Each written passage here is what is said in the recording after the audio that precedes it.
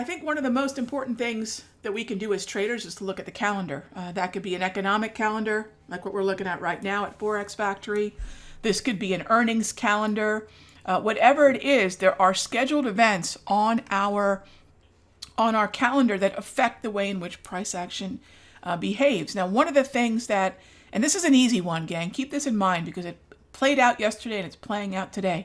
You'll notice here at 12:30 today, we had Jerome Powell. Now, the reason I'm putting it at the bottom of the screen is starting your day on Wednesday, knowing that we have Jerome Powell basically in 24 hours, the next session, right?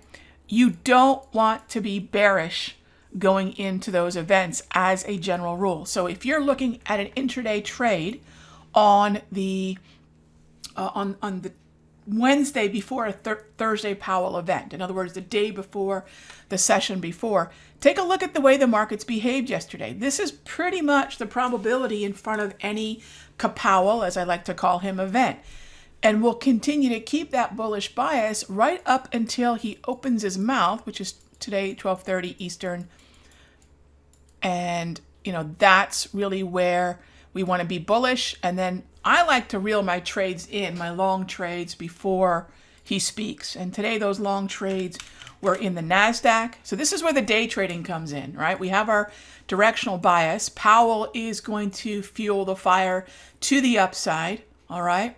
So it's easier to be looking to the long side in front of Powell. And then the closer we get into that window where the morning winds down and we get into the Powell event, we want to get out of the market. Now, today we took trades in the, ES. It wanted nothing to do with the NAS today.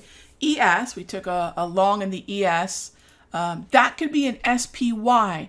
That could be an SPX trade. Keep that in mind. It doesn't have to be a futures trade.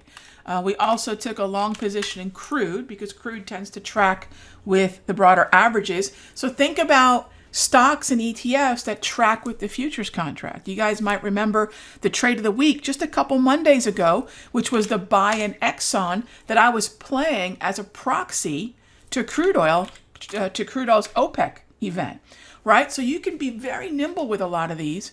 And as long as you kept the bullish bias, that's exactly what we were looking to do. Take advantage of the moves and then just see the market move back up to the clearing range high, all right? And then finally, we took RTY. We did an RTY trade.